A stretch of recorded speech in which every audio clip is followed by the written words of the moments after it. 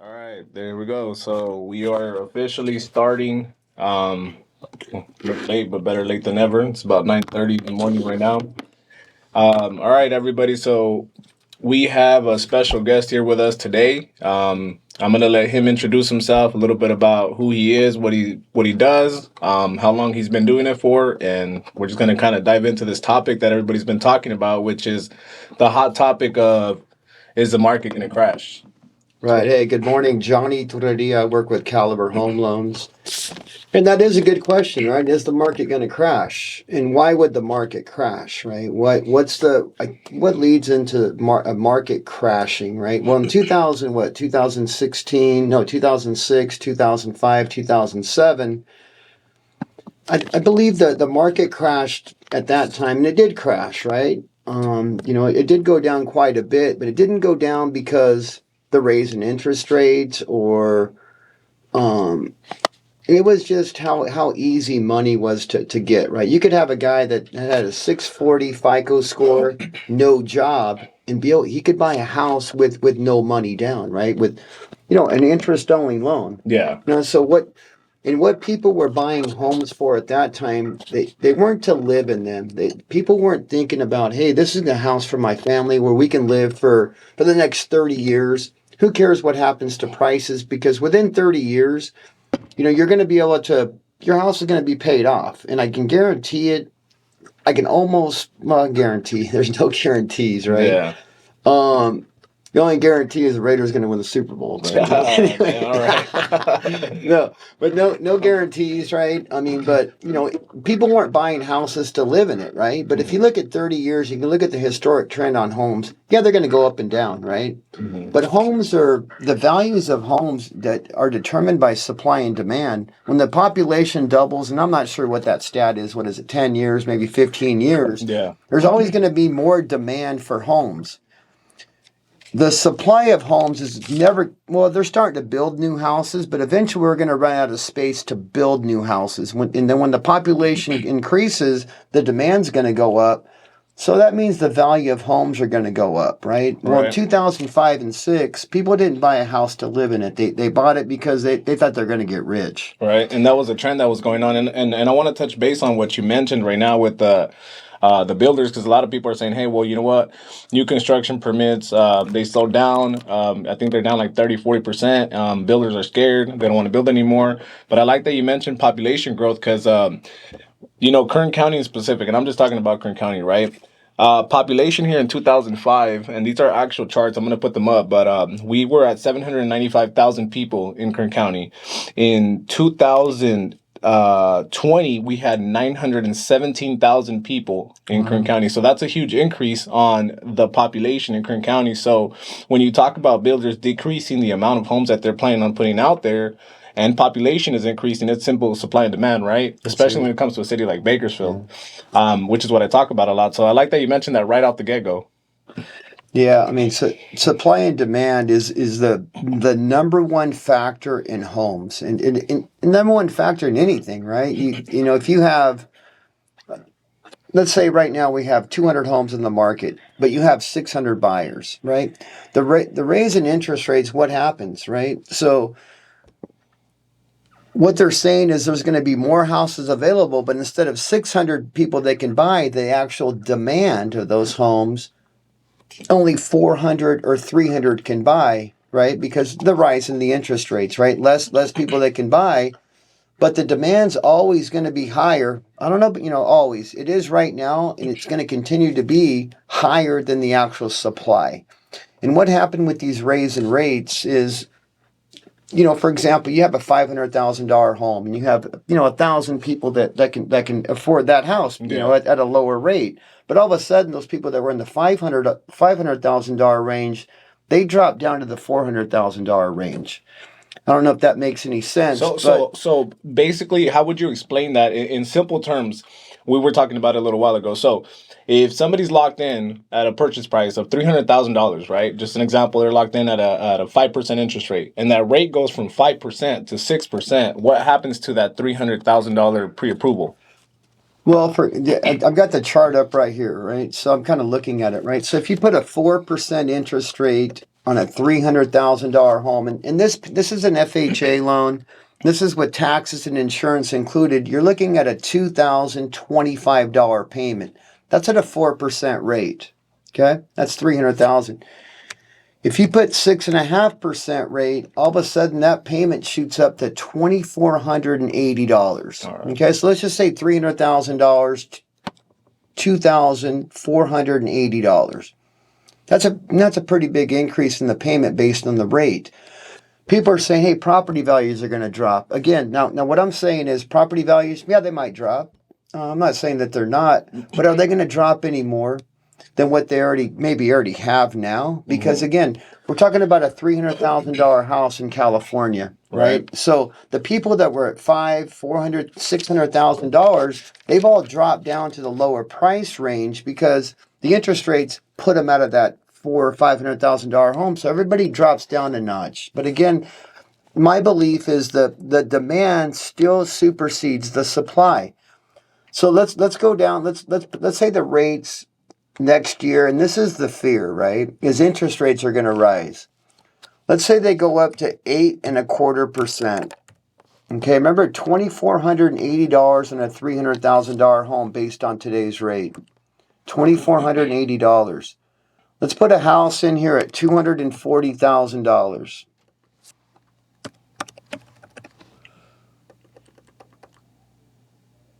What was the payment? $2,480? I think it was like 2,400. Yeah. Okay, so if I put in $250,000 home, so that means that house has dropped $50,000.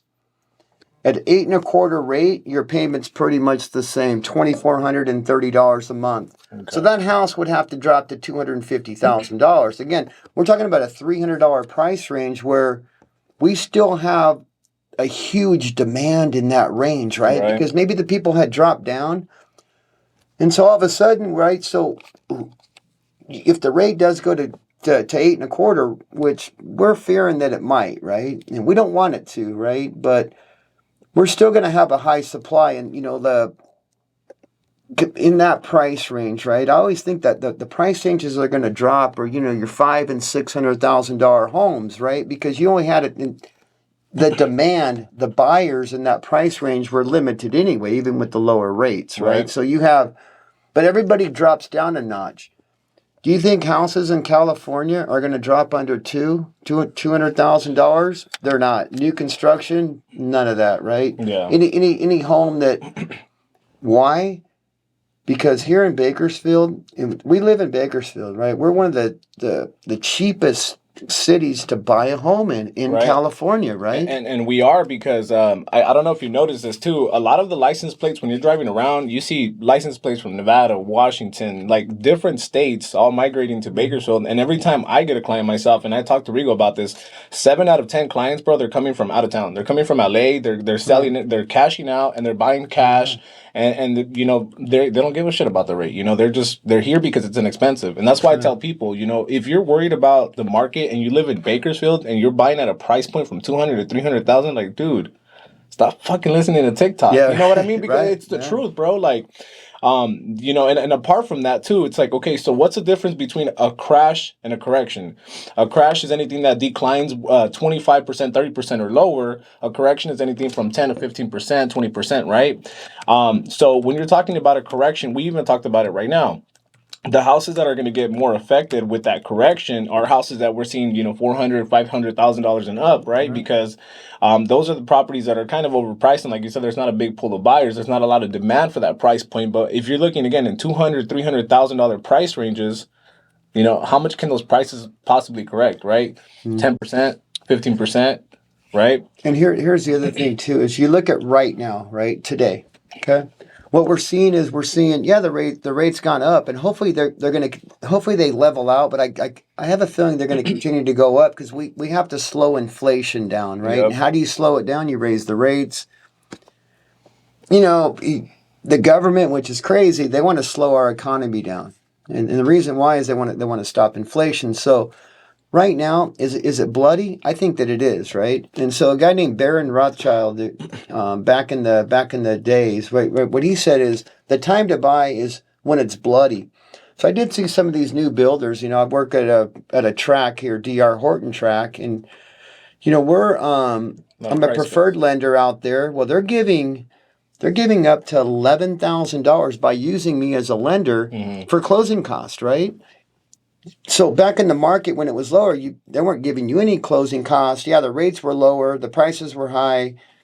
You're not getting in with a client could actually walk into a house with zero money down, right? Right now. Right.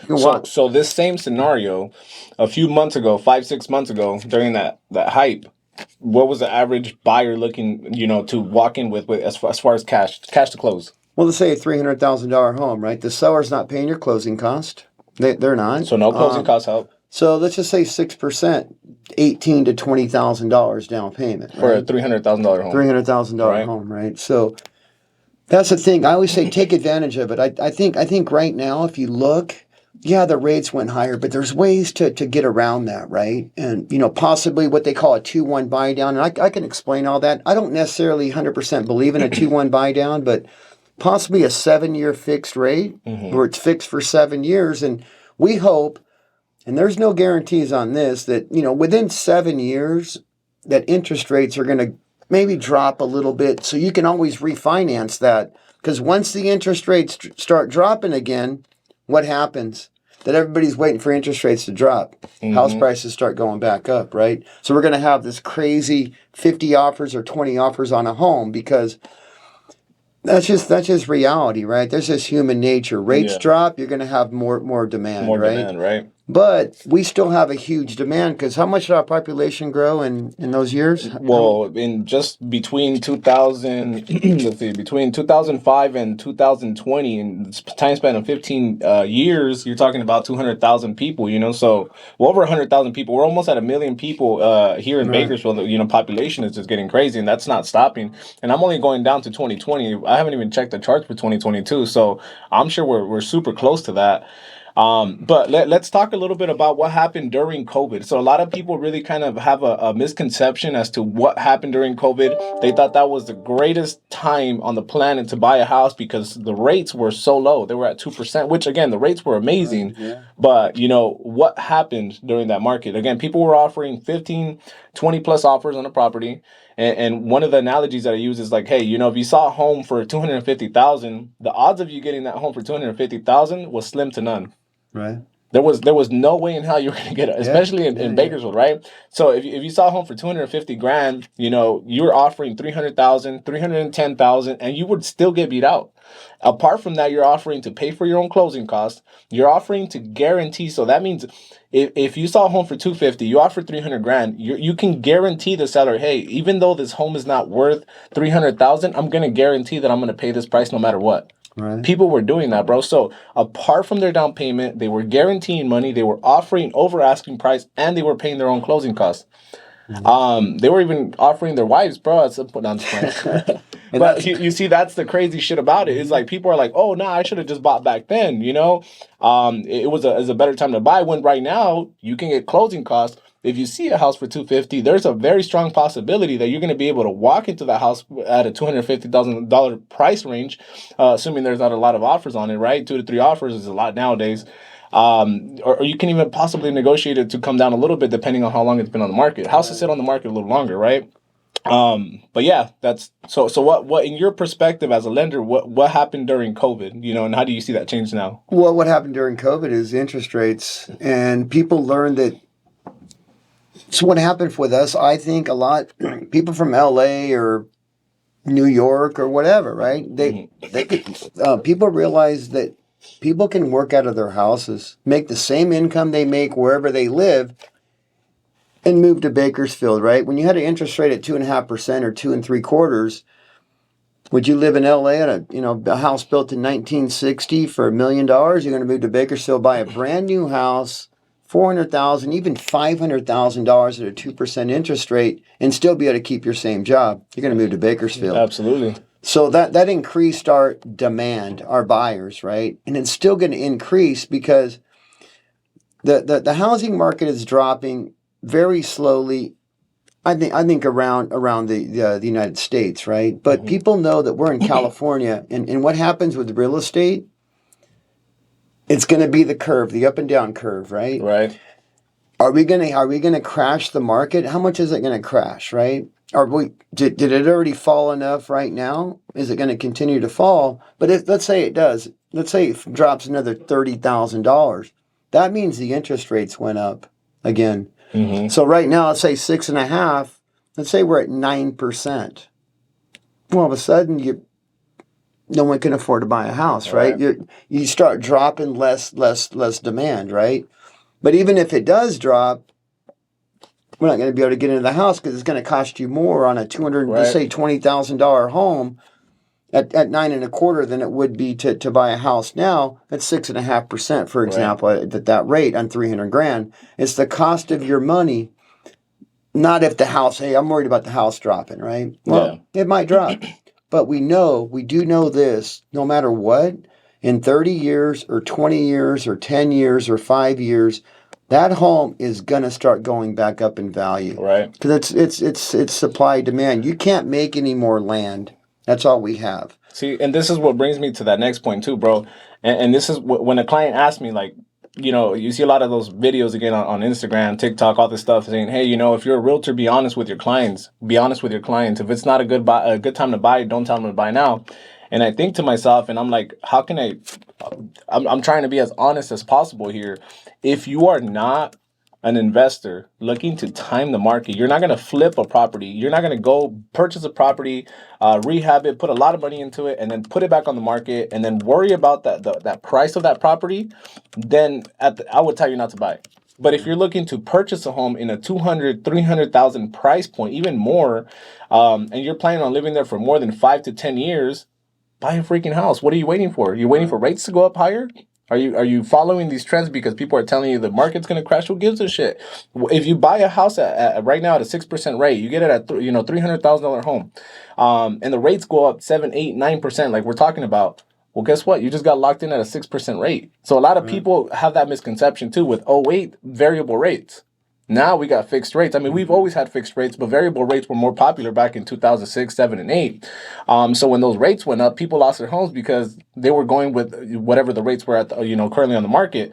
Right now, if you get locked in, you're locked in for 30 years. I'm still locked in at a 2.75% rate. Right. I'm not changing that for nothing, So that's what I'm saying. If you're worried about the rates going up 6, 7, 8, 9, 10%, you lock your rate in, and if it goes lower, you refinance. That's it. And that's just the way it works.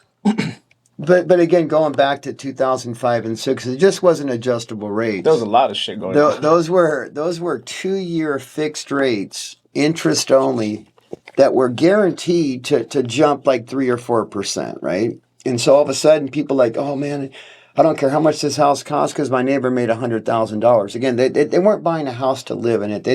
That wasn't people's mentality. It was greediness. It was being greedy because they thought they're going to get rich. Well, we're not here to get rich on homes. We're here to have our own home. The other crazy thing is you look at the rental market. So what's going to happen, right? So people, hey, I'm not going to buy a house. I'm going to wait, right? So where are you going to go? You're going to go rent. Yeah. So the demand in rent, which rent is ridiculous right now, right? I'm seeing like 3-bedroom, 2-bath for $2,300, right? $2,300 to rent a house but for how long? Well, I'm going to wait till the market crashes, right? Or I just don't understand it. So people are going to wait for what, right? So and wait for rents to go up. So you're going to have to go rent a place, right? You have to give your first and your last month, I do believe, right? So if it's $2,300, you got to come up with like almost $5,000 to rent and pay $2,000, $2,500. I see people pay as high as like $2,800, right? Okay, well, your $2,800, you're not getting a tax write-off, and you're it's easy to say you're throwing that money away. I mean, that's obvious, right? But why would somebody go rent and thinking, hey, well, I'm gonna unload once the market comes back? Are you gonna pay cash? What are you gonna do, right? You're gonna take something if the rate is at 9%, because if the rate stabilizes and our government can figure out this inflation, that's why the rates are going up. We just want it to stop, right? What is that factor? Is it going to be 8%? Is it going to be 9%? Is it going to be 7%? We have to slow down the economy, right? And that's by raising the rates. And we don't know what that level is, but we do know just look at the charts, right? You're going to see the roller coaster on home values, right? Yeah. And in 2005 and 6, again, going back to that, they dropped because people took out terrible loans. And not only that is anyone could buy a house. You didn't have to show your income. So if you made $1,000 a month, they tell a story in San Francisco. The McDonald's guy. This guy worked at McDonald's. Nothing against McDonald's. There's good jobs and stuff there too, right? It's all right, food. He bought a $1.5 million house. Mm-hmm. Right? I don't even care if you're the general manager of McDonald's. That's hard to afford a $1.5 million house. $1.5 million house with zero money down. Zero money down because so $1.5 million and he came in with zero money down? Came in with zero money down. No fucking zero money down, right? So because it was what's called the stated income loan, which were banned in 2010. No more stated income loans on a home that you're going to actually live in. Yeah, but he thought he was going to get rich. So all of a sudden, they had a 2-year interest only. He wasn't able to sell his home. Well, his payment went from $7,000 to $15,000. Nice. So what they do, they started walking away from their houses, right? Yeah. And what that did is that increased the supply, mm-hmm. right? So the values dropped. It had nothing to do with interest rates. It just had stuff to do with people with bad loans. And what happens, and it might happen now too, right? Is people say, there's people that paid $50,000, $60,000 more than what these houses were worth during the COVID period, right? They're gonna be, oh man, my neighbor just bought their house I paid $300 or $350 when it was actually worth $300 at that time, right? Mm-hmm. So they ended up paying more, and they start seeing, and like, oh shoot, now my neighbor just paid what the house was worth at that time, $320,000, but man, I paid $360. Some people might let their houses go, right? Yeah. But when are they going to start letting their houses go, right? I mean, because our supply is still super, super low, right? So yeah, we still have about 2 months of inventory, bro. Is that what it is? Yeah. And so, I just think it's time to at least take a look at it. What people say, you can chart the market, right? It doesn't matter what's going to happen because eventually rates are going to drop again, right? Yeah. How much? Are they ever going to be 2% again? I mean, that's kind of hard to say. I don't know about that, but we just got to come to that point where stop it. Is it going to be 8%? Can we slow our economy down at what rate? What's it going to take to slow things down? Absolutely. Once they build that foundation and we start dropping our inflation, you're going to see stuff neutralize, right? Right, stabilize, going back to a normal market. But, going back to those rates, man, are we ever going to see 2% interest rates? Probably not, bro. That was, and this is what people don't understand. And something that, needs to be said is that was history. That's never happened. It's never happened. Ever happened. You lived during a historical time to be able to witness 2% rates. You know what I mean? So, apart from that, let's go back to the 1980s, 1960s. Rates were at 1981, 18.45%. That's when it peaked. 18%, bro. People are worried about a 5, 6, 7% interest rate when people are always going to say, hey, well, the houses were cheaper. Median price ranges in 1980 were $70,000. Right. That's what they're going to say. But check this out. 1960s median price ranges. And this was when the rate in 1960s was 5.1%, okay? 5.1%, 1960s median price range was $18,000. Wow. So from 1960 to 1980, even though the rates went up to 18%, the median price range, this is U.S., right? Median price ranges went up to $70,000. So they still increased. Like 3 times, 4 times. 3 times the value. Does that make sense? So people are worried about 2%, from 2% going to 4, 3, 4, 5, 6, 7%. We're not even in the 70s yet, or we probably are, but that's what it just. It's crazy, man. It's honestly one of those things where it's like, okay, you gotta study your history, see exactly what that chart consists of, where it's coming from. Me personally, do I think we're ever gonna see the 2%? Hell no, brother. We're not. I don't think there's any way, unless we have another catastrophic event like COVID, where they gotta try to stimulate the economy as much as possible. Then they gotta drop the rates down to 2-3% again, maybe. But yeah, man, I feel like. It's crazy that we even got to live through that, right? It is, but it's people are afraid to buy houses, right? And I can understand because when I first bought my house, I was scared too, Yeah, right? bro, you're a first time buyer. You're I scared. paid my interest rate was 6.5%, right? At that time when I first bought my house, I So did this a was 30. when in the Let's see. I'm trying to even go back. Let's see, 2000, 1999, maybe uh-huh. something like that. Okay, so in the 90s you got 97, locked in at a 6% rate. 6.5% rate, right? And at that time, right, after that, prices went up. Why'd they go up? Demand and supply, right? Because our supply is, again, you can't build any more houses. So, I took advantage of it. Later on down the road, I did a 15-year loan. I refinanced. People say, "Oh, I don't want to pay 30 years." Well, you don't have to. But right now, to get into a home, yeah, you take a little bit higher payment. And you realize that maybe later on down the road, just like I did, I refinanced all my houses. I did a 15-year loan, low threes, high twos. Is that going to happen again for people to refinance? We hope so. We don't Right. know. But again, they're not going to be 7 and 8 and 9% for 30 years, right? There's going to be a time period there where we're going to be able to refinance and do a 15-year loan at that Yeah. time, right? You lower the lower rate. But right now, I just don't get it because the other thing too is, yeah, the interest rate went up. Your interest on your home is tax deductible. Yeah. So so instead of this year you got five. Let's say someone gets $5,000 back on their taxes, right? So that payment's gone up $300 more a month. With the higher interest, possibly, right? So 5,000, somebody might get like 75 to $8,000 back in the interest that you're going to pay on your Nice. home, right? So roughly, if that was the case, that's about $250 a month, right? $5,000 to $8,000. You can ask your tax guy when you go do your taxes. Hey, Ask your CPAs. what if I had $11,000 in tax write off on my home? Mm-hmm. How much more money would I get back? Can you put that number in there? I'm just kind of curious, and you're going to be surprised, right? People that are paying rent, 2,500. I've seen 2,500 in rent. I have a rental for 2,800. Gladly paid it. Got it done fast, bro. 2,800 bucks. $2,800, right? Three back to $2,800, back. right? So $2,800.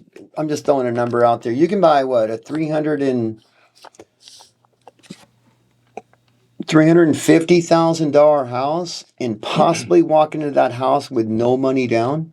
Right, because we can have the So seller pay for closing costs. There's a possibility they can get in with a program. and we know that again eventually a $350,000 home, right? Let's say it's gonna drop 10%. That's 30 grand. The only reason why it's going to drop is that the rates keep going up, right? But Right. eventually, you stay in that house. The next time there's an increase, let's say 10 years, right, or Mm-hmm. even 5, you starting to build equity. What does build equity is?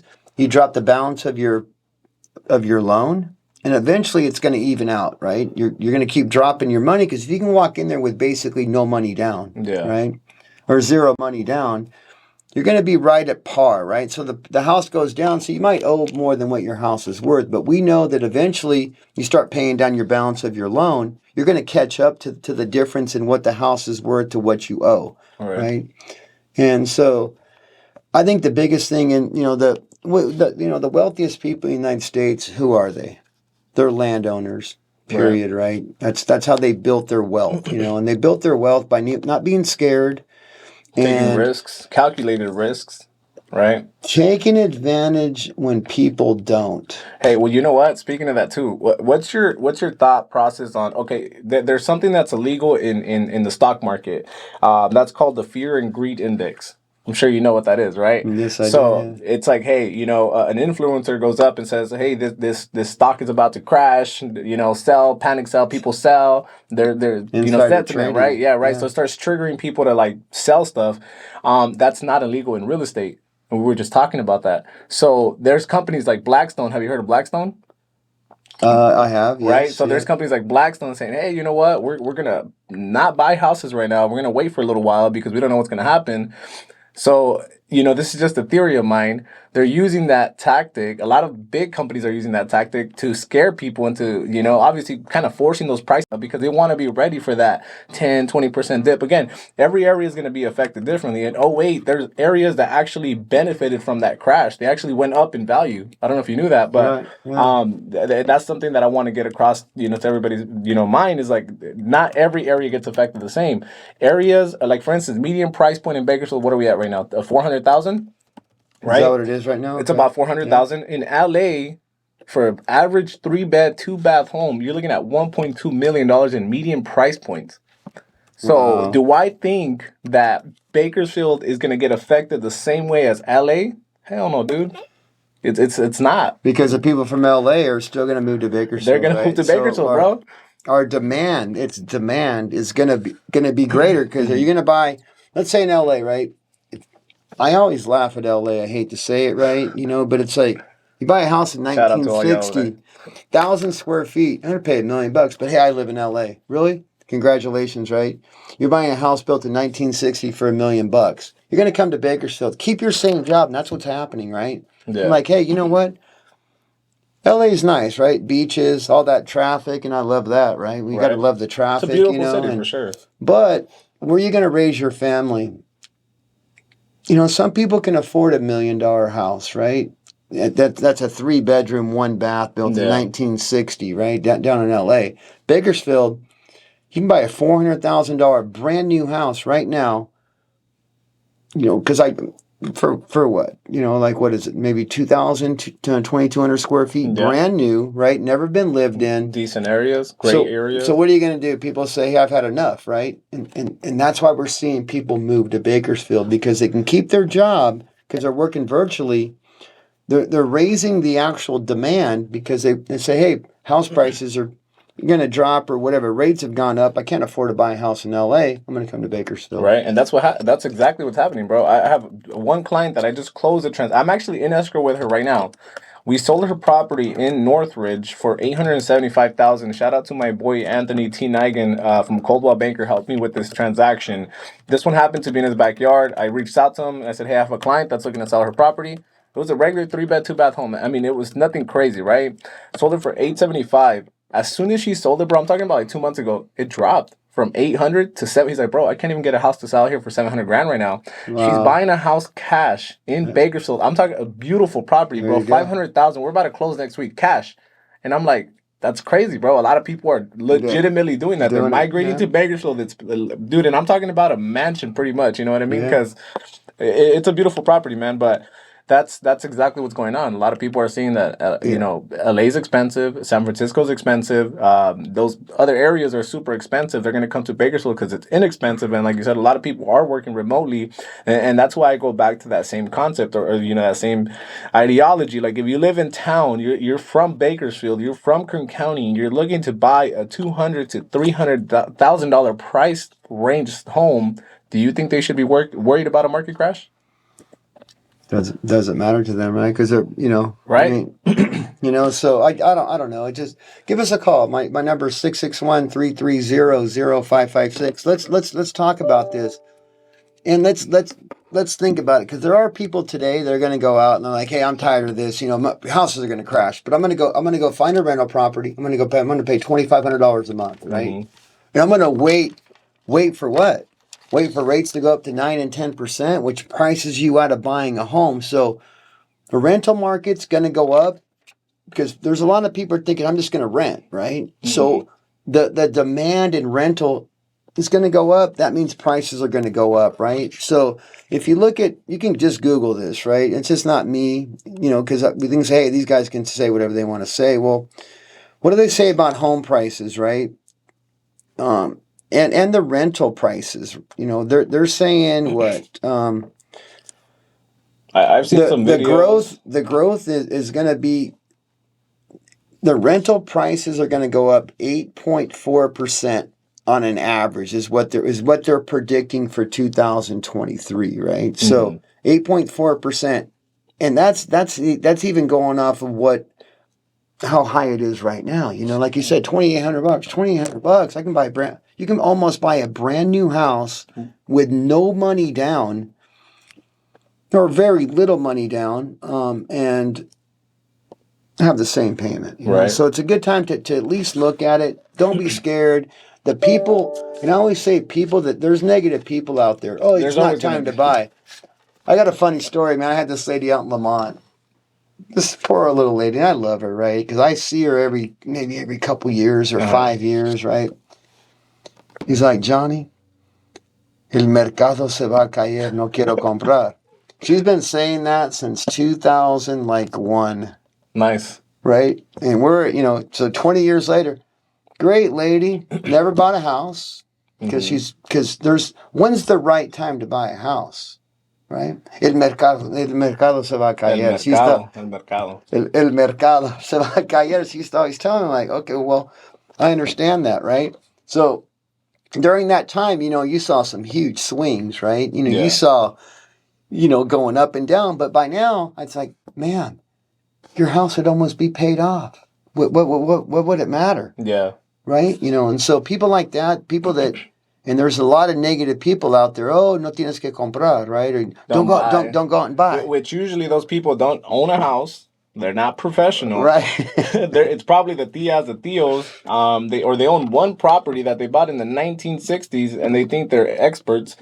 And they're telling everybody not to buy because that's something they heard off of Facebook or TikTok or whatever, right? And when people, there is a lot of negative people, man. I seen, and this is just being honest, I seen somebody post up, hey, look at all these properties, they're taking price cuts. That means the market is going to crash. Don't buy a house right now. You got to wait. Invest it in this instead. And I'm thinking to myself, like, dude, at least provide the correct information. So what happened during COVID or before COVID, if a property, like for instance, I'm going to use the property they helped me buy, for example, right? Yeah. What did we purchase it at? $255,000? Do you remember that? Yeah. So from $255, this was like pre-COVID, bro. Like I think it was January of 2020, if I'm not mistaken.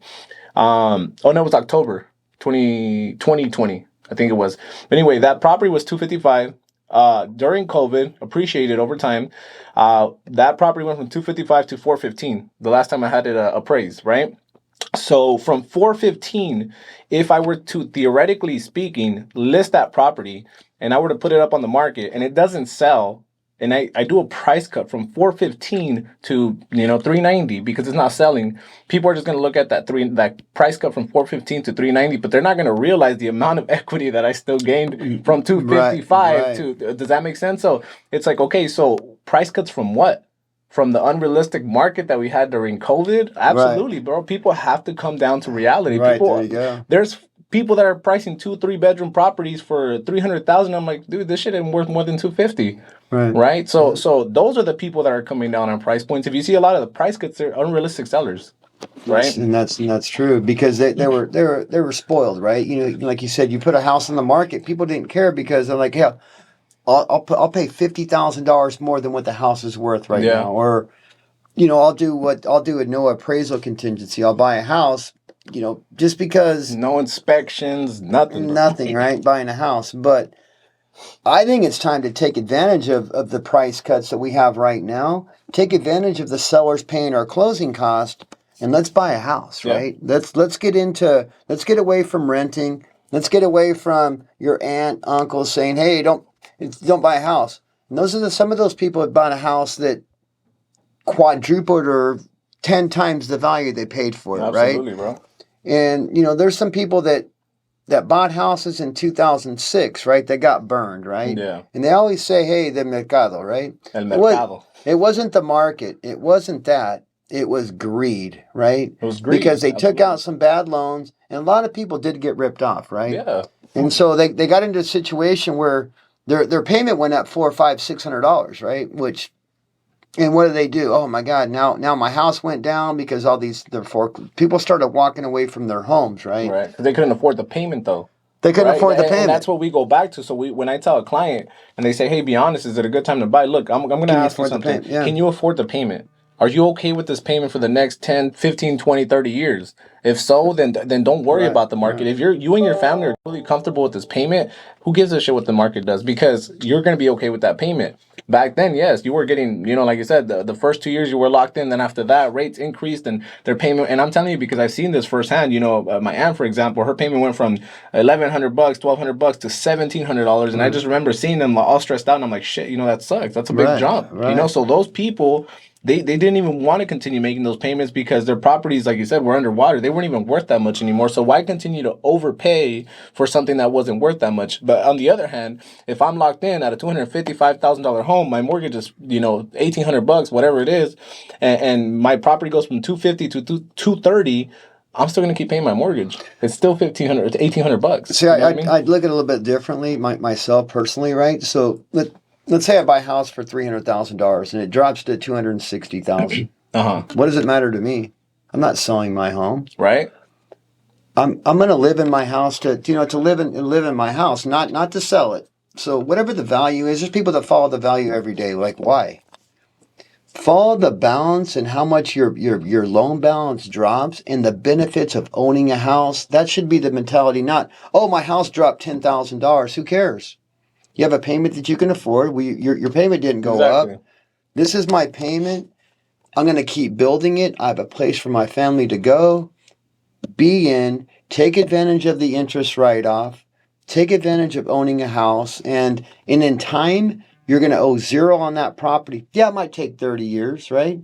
But 30 years is, you're going to owe zero on your house. And I can guarantee, I don't care what the market drops or if it goes up or whatever, you buy a house right now, that house in 30 years is going to almost double in price. All right. So it's more of you got to be a long-term thinker opposed to being a short-term thinker, which a lot of people are short-term thinkers. They're just thinking about what's going to happen in the next 1 to 2 years. It's like, dude, what about the next approach. 10 years, 15 years, 20 years from now? Like, bro, I want to be one of those people that bought in. Like, bro, I wish I would have bought a house in LA in the 1800s. Right. Oh, you know what I'm saying? Even in 2010, right? Yeah. I mean, so everyone says that. You kick yourself. But the other thing, too, is if there's people here listening today that you want to get rich in 1 and 2 years on selling your home and moving somewhere, I wouldn't buy. Yeah, if that's your mentality, then it's not time.